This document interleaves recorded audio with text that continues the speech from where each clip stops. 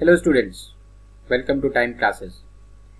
This session is part 2 of Geometry 2, and in this session we are going to learn about the properties related to circles, and we'll look at problems in which we'll apply the theorems and properties related to circles to solve the problems. Okay, so handout number is QAT 3541507. I hope you have the handout and you are all set for the session. So first thing in circle we'll learn is about the meaning of different terms. So let's look at this circle. So you'll see different colored lines here and we'll understand the meaning of each term here. So first thing, what is a chord? So chord is a line segment which joins any 2 points on the circumference. So this black peripheral line that you see is the circumference of the circle, right? And this green line that you see, it's a line segment that joins any 2 points on the circumference.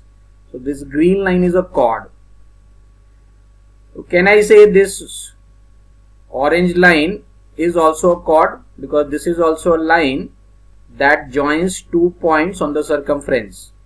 Additionally, this line also passes through center. So this black dot here is, let's say, O. O is the center of the circle.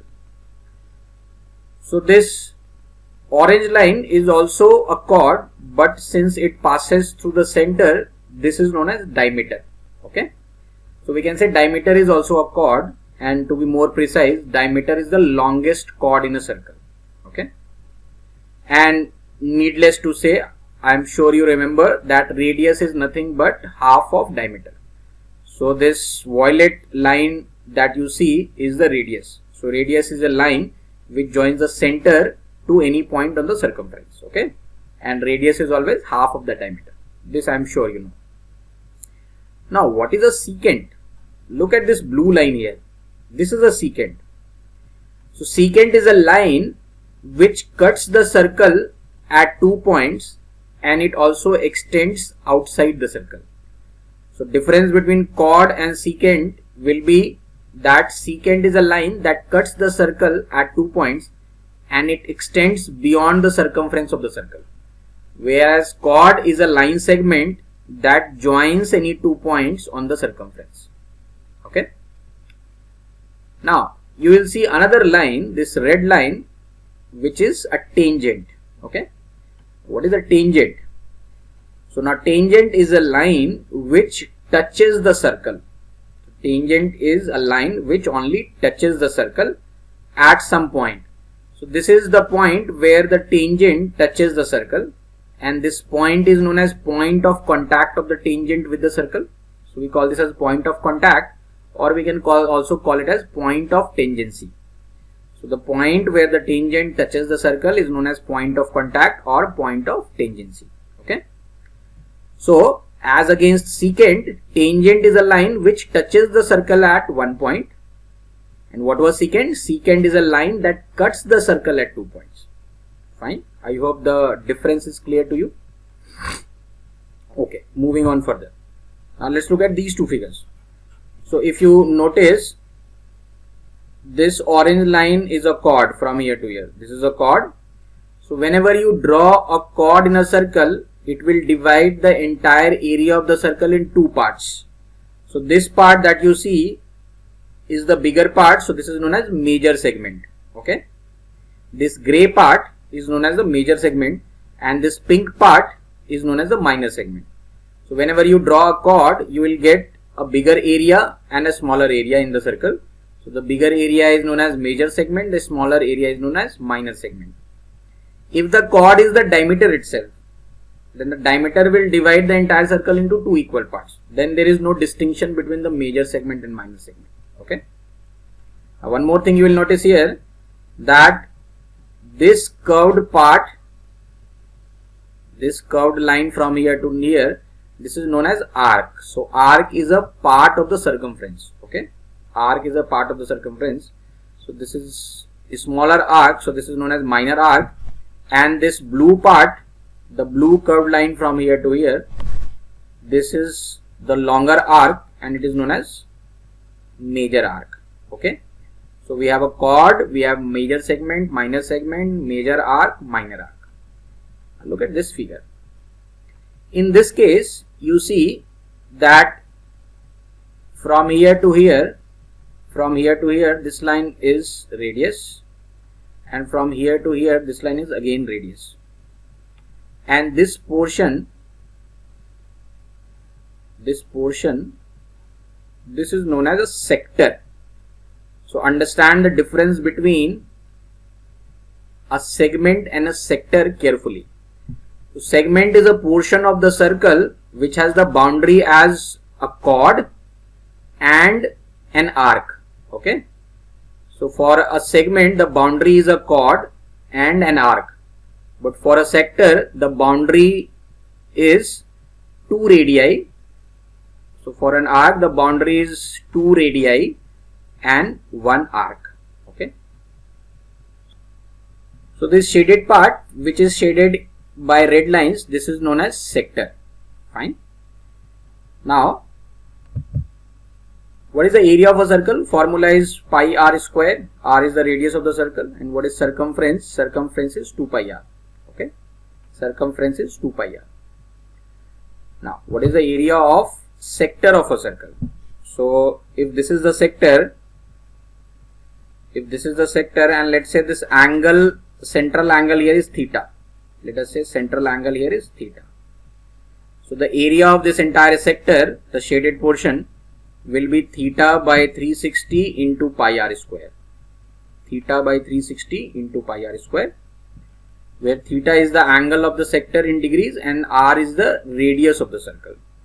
So r is the radius of the circle and theta is the angle of this sector. Fine.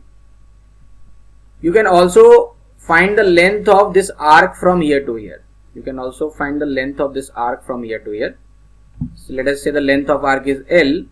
The length of the arc here will be equal to theta by 360 into 2 pi r. Okay, the length of the arc, which I have denoted by L here, it will be equal to theta by 360 degree into 2 pi r. So area of the sector is theta by 360 into pi r square, and length of the arc of a sector is theta by 360 into 2 pi r. Fine. I hope this much is clear. Okay. Let us look at a question based on what we have learned. This is a figure, question number 32 on your sheet. So as you see, there are 4 circles in the above figure. 4 circles, each of radius 7 centimeters, are drawn, each circle touching 2 other circles as shown. A square is formed by joining the centers of the circles A, B, C and D. As you see the square A, B, C, D. The area of the shaded region is approximately what % of the area of the square? Okay. I hope the question is clear. Alright. So let us draw this figure a little bit bigger. So let us say E, F, G, H are the points of contact of the circles and the square. So this point is E, this point is F, this point is G and this point is H. Okay. So how can we find the area of the shaded region? Can I say the area of the shaded region is nothing but area of the square ABCD and minus area of these 4 regions. Area of the shaded portion here will be area of the square minus area of these portions which I have ticked right now. What is the area of these portions that I have ticked? It is nothing but, this entire thing is nothing but a sector with central angle as 90 degree, right? So here theta is 90 degree. Why 90 degree? Because the angle in a square is 90 degree. So what is the area of this sector? This will become a sector with radius 7. Okay. So this area, this area, this area, this area, they will be all identical. So you can calculate the area of one part and multiply that by 4. Okay. So what is the area of the square? For the square, side becomes 7 plus 7, which is 14. Okay. So area of the square will be, side will be 7 plus 7, which is 14. 14 square is the area of the square. Minus 4 into 90 by 360 into pi into 7 square. So area of this sector will be theta is 90, 90 by 360 into pi r square, r is 7. And this area is 4 times, right? Because there are 4 such sectors. So that is why 4 multiplied with 90 by 360 into pi into 7 square. So when you do that, 14 square is 196, and from this calculation you will get 49 pi. Fine. So you can put the value of pi as 22 by 7. So you can cancel out whatever can be cancelled here. So 49 into 22 by 7, and do the calculations. Ultimately you will get 42 centimeter square as the area of shaded portion. Okay. So right now we have got the area of the shaded portion. But the question is, the area of shaded region is approximately what percentage of the area of the square? So area of the shaded region is 42 divided by area of the square is 196. Area of the square is 196. So this fraction ultimately reduces to the decimal 0.21. So after a little bit of cancellation here, approximately this will be 0.21, and 0.21 in terms of percentage is 0.21 into 100. So that will be 21%. Okay. So the answer for this question is 21%, which is option D. Fine. I hope the problem is clear.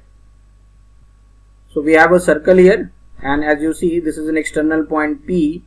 From this point we have drawn two secants, PAB and PCD, and we have also drawn a tangent which is PT.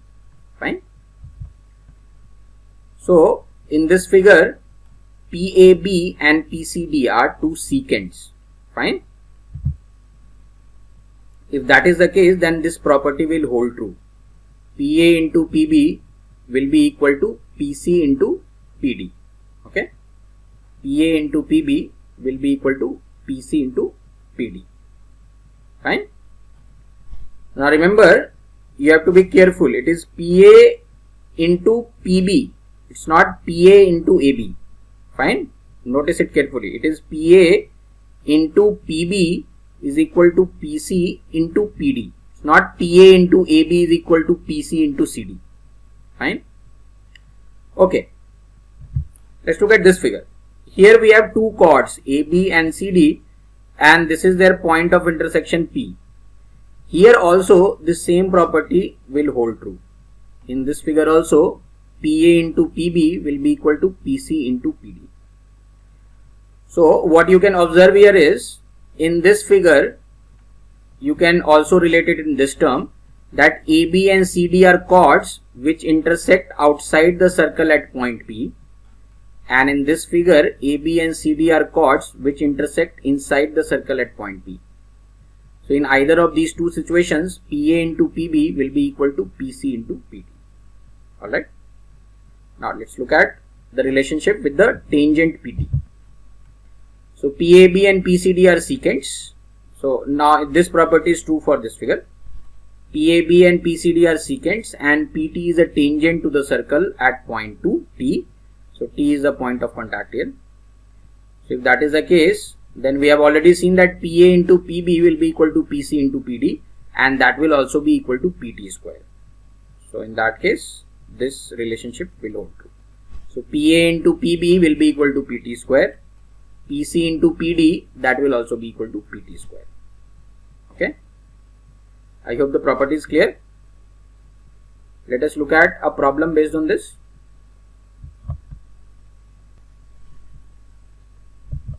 So this is a problem. It's an example. So in this figure, you see XP is equal to 6 centimeters, PQ is 4, XP is 6, PQ is 4, XR is 5, and we have to find the length of RS. Okay. So as you see, XQ, or we can say XPQ and XRS, these are two secants, right? So let's apply the property. So RS is, let us say, X. centimeters. So we have to find the value of x. Question says find RS. So can we say xp into xq, xp into xq will be equal to xr into xs. So put the values. So xp is 6, xq will be 6 plus 4, xr is 5 and xs will be 5 plus x. So this is a linear equation. When you solve, you will get the value of x. X will come out to be 7. So what is the length of RS? Length of RS is 7. Okay. I hope this is clear. Fine. Let us move ahead. Let's look at some properties related to tangents. So from any external point, two tangents can be drawn to a circle, and these two tangents are always equal in length. Okay. From any point, external point, you can always draw two tangents to a circle. They will always be equal in length. So for example, this is C, which is an external point. From this we can draw two tangents CA and CB, and the length of these two tangents will be equal. Length of these two tangents will be equal. Okay. Furthermore, A is the point of contact of tangent CA, B is the point of contact or point of tangency of tangent CB. So this property says a tangent is perpendicular to the radius drawn at the point of tangency. So this is the point of tangency. If you draw the radius which joins the center to the point of tangency, then this line and the tangent will be perpendicular to each other. So here the angle will be 90 degrees. Similarly, here the radius will be perpendicular to this tangent at the point of tangency. And since these two are radii, so their length is also equal. So we can prove that these two triangles which you see, triangle, let us say center is O, triangle AOC and triangle BOC, they will be congruent triangles. Okay. Fine. Let's look at a problem based on the property of tangents. So here we have a question. In the given figure, this is question number 12 on your sheet. In this figure, PB, PC, QR are tangents to the circle at B, C and A respectively. So PB is a tangent, PC is tangent, QR is also a tangent, and this is the point of contact of tangent QR, this is the point of contact of tangent PB, and this is the point of contact of tangent PC. Fine. Length of PB is given as 8. Length of PB is 8. What is the perimeter of triangle PQR? Fine. So can I say the perimeter of triangle PQR is side PQ plus side PR. So PQ plus PR plus QR. Okay. So perimeter of triangle PQR is PQ plus PR plus QR. Can I write QR as, so it is PQ plus PR, and can I write QR as QA? This is not M, this is A. Okay. Can I write QR as QA plus RA? Right. I can write QR as QA plus RA. Now let's look at this. So PQ plus PR, they are still there, and QA is same as QB, right? QA is same as QB. How? Because this is an external point. From this you have drawn two tangents QA and QB. They must be equal in length. From an external point we can draw two tangents which are equal in length. So the length of QA is same as length of QB. So in place of QA I can write QB. And similarly in place of RA I can write RC. Right? Because the same logic will apply here. R is an external point. From this you have drawn two tangents. They must be equal in length. Okay. So RA must be equal to RC. So now we have the perimeter becomes PQ plus PR plus QB plus RC. Now when you do PQ plus QB, what is PQ plus QB? PQ plus QB, look in the figure. PQ plus QB is nothing but PB, right? So instead of this I can write PB. And what is QR plus RC, PR plus RC, PR plus RC is nothing but PC, right? So in place of this I can write PC. So finally I have PB plus PC. Now PB is given in the question as 8 centimeters. If PB is 8, then PC is also 8, because from this external point we have two tangents, PB and PC. So they will also be equal in length. PB will be equal to PC because these two are tangents drawn from an external point. So whatever is the length of PB, the same will be the length of PC also. Since PB is given as 8, PC is also 8. So we'll get 8 plus 8, which is 16 centimeters. Fine. I hope this is clear. Okay. Let's move on. Let's look at another property in circles. So this property says a perpendicular drawn from the center of the circle to a chord bisects the chord. So let's look at this figure. This is the center. If you draw, and AB is a chord, if you drop a perpendicular from the center on the chord, so OC is the perpendicular, so it will bisect the chord, which means if you drop a perpendicular from O to AB, let us say that is OC, this C will become the midpoint of chord AB. Okay. So we say the property as perpendicular drawn from the center of a circle on a chord bisects the chord. Fine. The converse of this theorem or property is also true, which means conversely we can say the perpendicular bisector of a chord passes through the center of the circle. Okay. If you join the midpoint, if you draw the perpendicular bisector of this chord AB, that will pass through the center of the circle. Fine. So both the properties are true. Perpendicular dropped from the center on a chord bisects the chord, and the perpendicular bisector of the chord always passes through the center.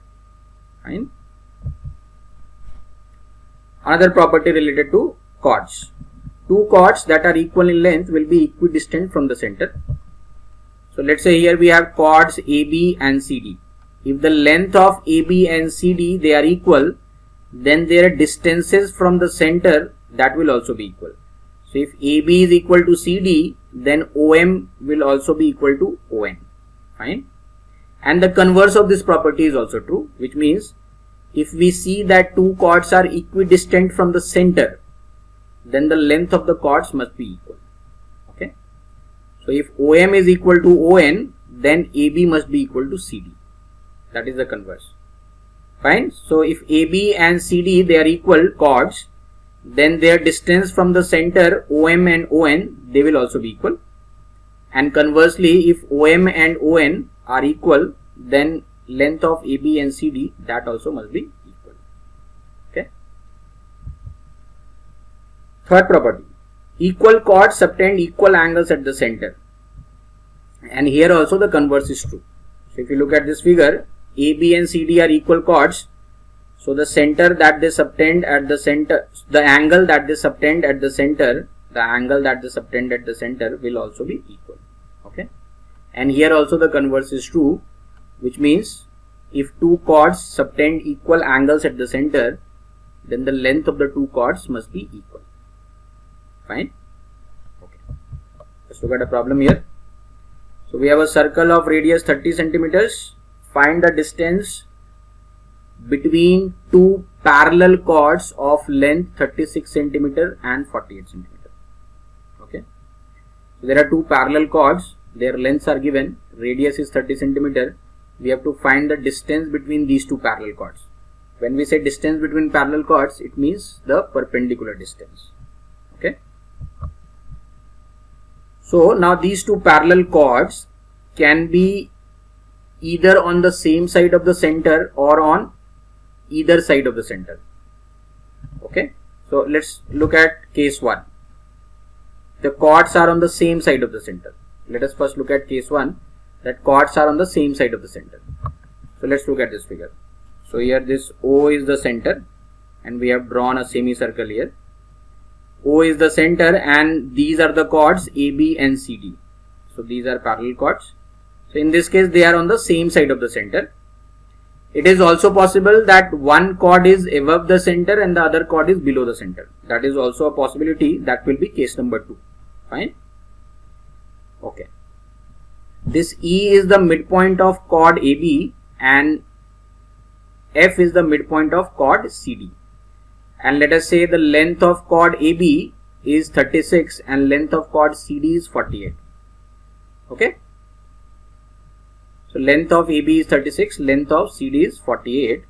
So since E and F are the midpoints, can I say the length of EB will be 36 divided by 2, which is 18, and length of FD will be 48 divided by 2, which is 24.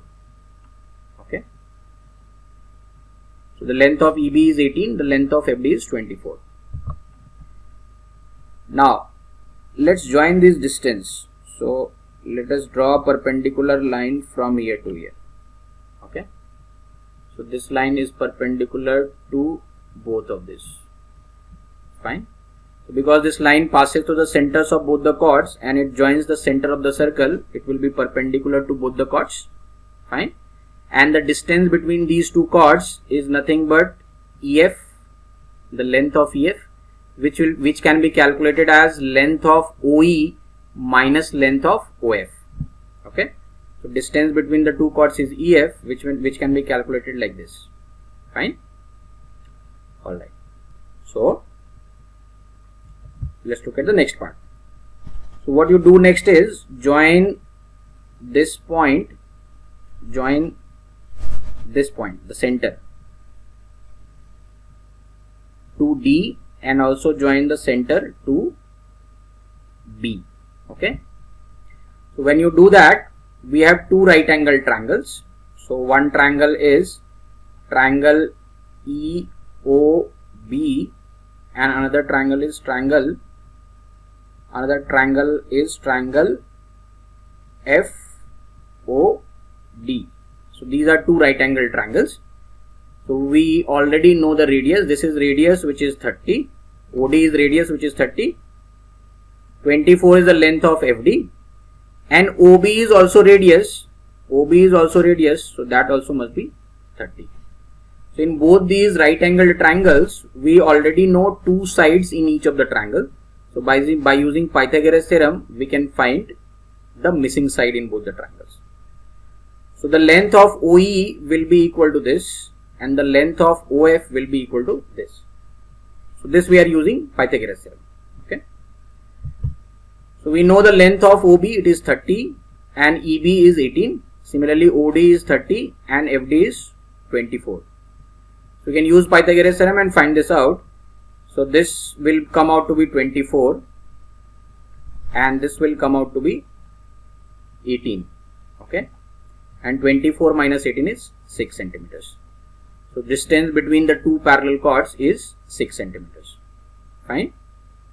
You can also take the help of Pythagorean triplets here. So if you remember, this is a Pythagorean triplet. If I multiply all of them by 6, so I will get 18, 24 and 30. These three numbers will also be Pythagorean triplets. So in one triangle, in triangle EOB, if you look carefully, we know 18 and 24. Okay, sorry, we know 18 and 30. So if we know 18 and 30, the missing side will be 24, which is this.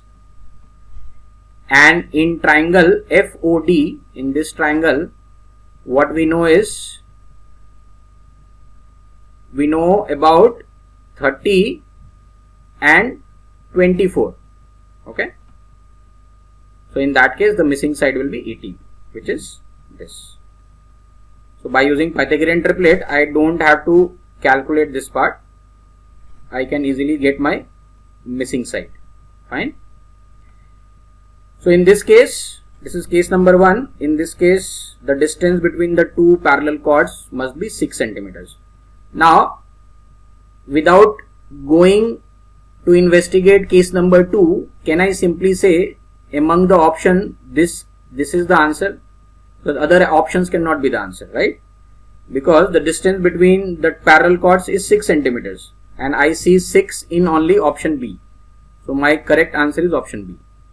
So from exam point of view, you do not have to check for case 2 in this particular question, because options are given in such a way that you can eliminate the option and get your answer. Okay. But just to have the clarity here, how did I get 42? So it is very simple. In case number 2, these two parallel chords will be on either side of the center, and therefore distance between them will be the sum of 24 and 18. So in case number 1, it was the difference between 24 and 18. In case number 2, when the parallel chords are on either side of the center, then it will be sum of 24 plus 18, which gives you 42. Okay. So for this also, we do not have to draw a separate diagram and do the calculation separately. From here itself, I can say that in case number 2, the distance between the parallel chords will be 42. Fine. I hope the problem is clear. Okay, next property is property related to angles made in the segments. So this property says angle subtended by an arc at the center is double the angle subtended by the arc at any point on the circumference. Remaining part means circumference. So let us focus on this arc AB. So to be more precise, arc ACB. If you look at this arc ABC, that arc ABC makes an angle at the center. This is the angle at the center, and the same arc makes an angle at the circumference. Okay. So if this angle is theta, then this angle will be 2 theta. Okay. So angle subtended by an arc at the center is double of the angle subtended by that same arc at the circumference. And as you will see, the same arc subtends another angle at the circumference here. So if this is 2 theta, then this is again theta. Okay, the same property holds true here. So we will see that this angle and this angle, they are equal. Fine. So the second property is this: angle in the same segment are equal. So these two are angles in the same segment. So they are equal. So angle made by an arc in the same segment, they are equal. An angle made by an arc at the center is twice of the angle made by the same arc at the circumference. Now please remember, instead of this arc ACB, we can join AB and say AB is a chord. So the property which was true for the arc is even true for this chord AB. So we can say the angle made by the chord AB at the center is twice of the angle made by the same chord AB at circumference. Okay. I hope this point is clear. Let's look at this property. The angle in a semicircle is 90 degree. This I am sure you remember. So if AB is a diameter, let's say this is the center. So if AB is a diameter, the diameter will make an angle of 90 degree anywhere in the semicircle. So we call this property simply as angle made in the semicircle is 90 degree. Fine. Okay. Let's look at a question based on this. So look at this figure. So in this, ABCD are points in a circle. AC and BD intersect inside the circle at point P, and AD and BC extended intersect outside the circle at point Q. Triangle APB is equilateral. So triangle APB is equilateral. Keep that in mind. Angle Q is 20 degree. So let's put angle Q as 20 degree here. Okay. And BD is 7. So BD is 7 centimeters. Okay. So this BD is 7 centimeters. They are asking you to find the length of DQ. Fine. So this angle was 20 degree, and one piece of information that is given is APB is an equilateral triangle. So we can say if it is an equilateral triangle, all the angles must be 60 degree. So this is also 60 degree. This is also 60 degree, and this angle will also be 60 degree. Right? Okay. Now suppose this angle is theta. This angle is theta. Fine. So can I say this angle will also be theta? And how did I say that? Because if you join this line, CD will be a chord, or you can simply say the curved line CD is an arc, or if you join C and D, it will become a chord. So this same arc or the same chord makes an angle theta at the circumference and makes another angle theta at the circumference. So this chord makes angles in the same segment. So this angle and this angle, they will be equal. So angle in the same segments are equal using that property. Fine. So let us say angle CAD is theta. So angle CBD will also be theta. So these two angles are theta. Now look at the bigger triangle ABQ. So triangle ABQ. Let us look at this entire triangle ABQ. Fine. So in that triangle, sum of all the three angles must be 180 degree. So angle A is 60 plus theta, angle B is again 60 plus theta, and angle Q is 20 degree. So if you add all of that, you will be able to get an equation where theta is unknown. We can solve that equation and get the value of theta. Fine. So solve this equation, you will get the value of theta is 20 degree. So theta 20 degree means that this angle is 20 degree here. This angle is 20 degree. Now look at the triangle BDQ. Look at triangle BDQ.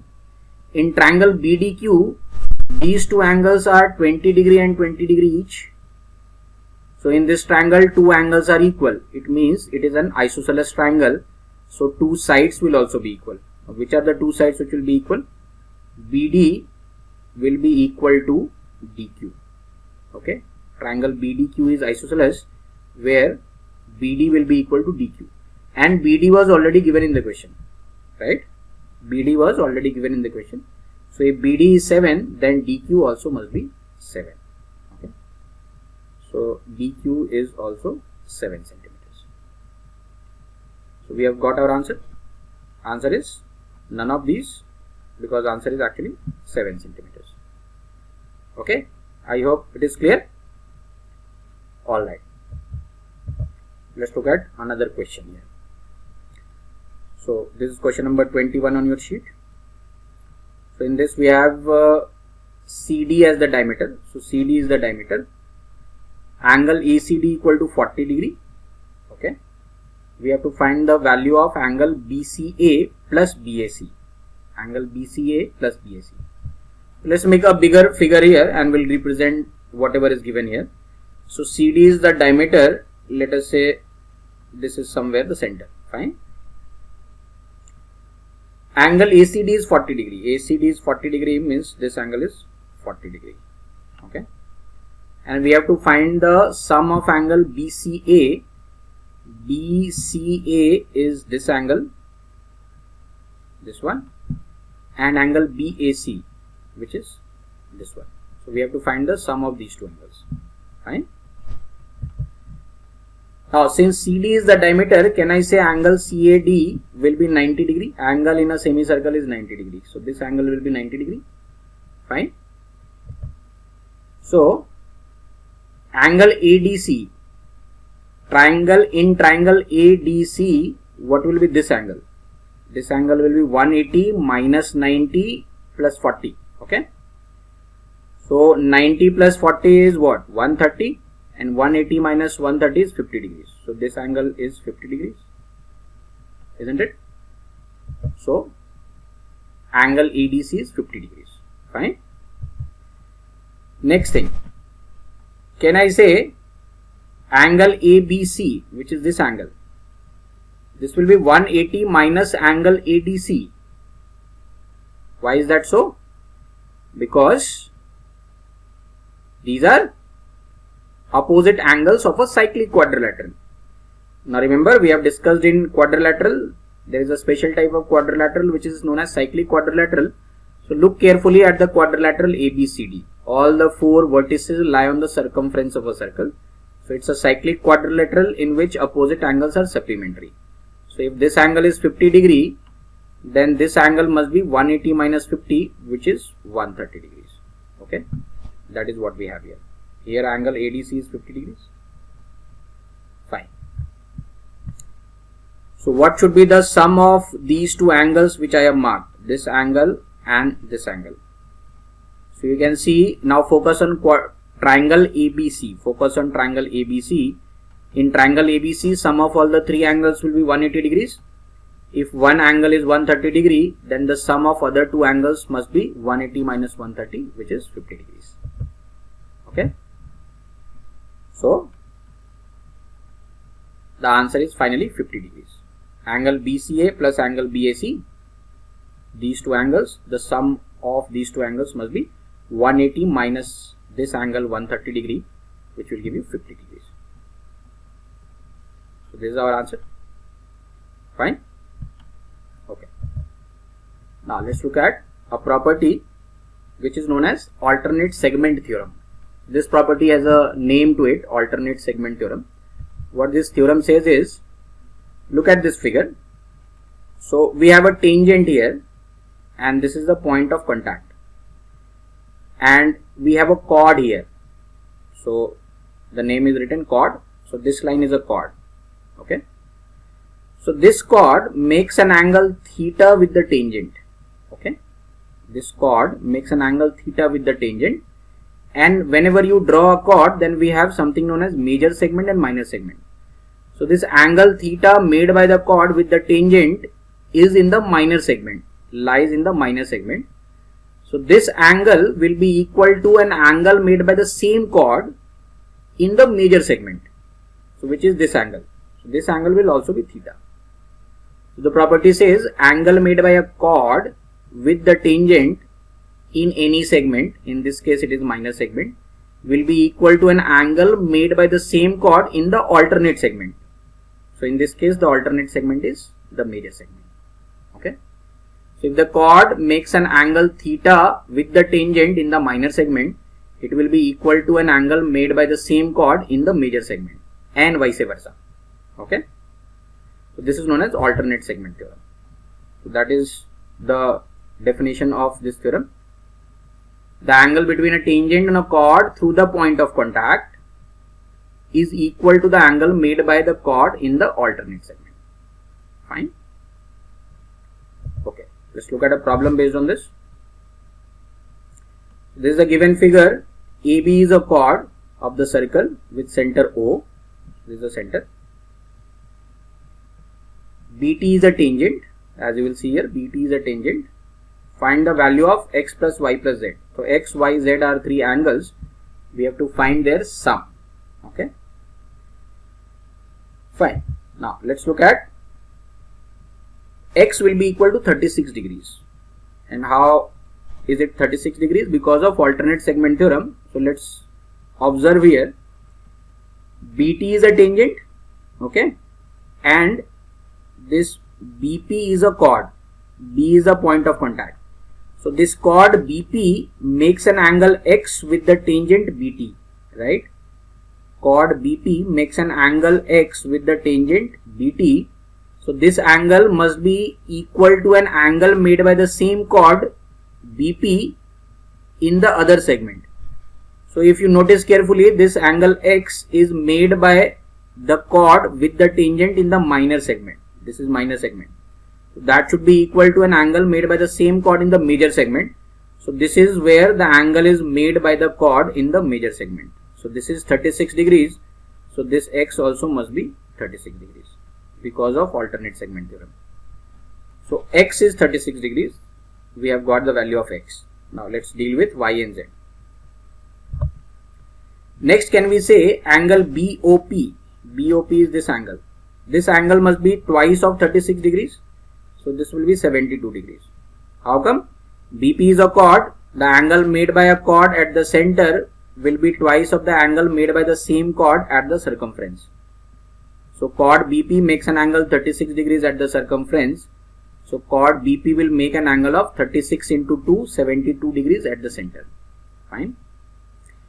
Now next thing is, what will be reflex angle BOP? When we say reflex angle BOP, we are talking about this angle.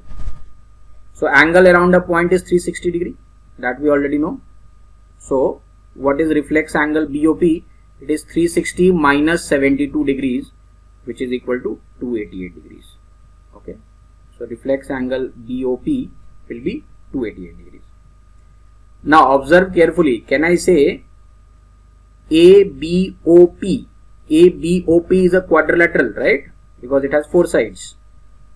The figure ABOP is a quadrilateral, and we have learned that sum of all the angles in a quadrilateral is how much? It is 360 degree. Fine. So ABOP is a quadrilateral. Sum of all the angles must be 360 degree. What are the angles in the quadrilateral? 36 degrees plus Y plus Z plus this 288 degrees. So all this added together should give you 360, and from this you will get the value of Y plus Z. So what is Y plus Z?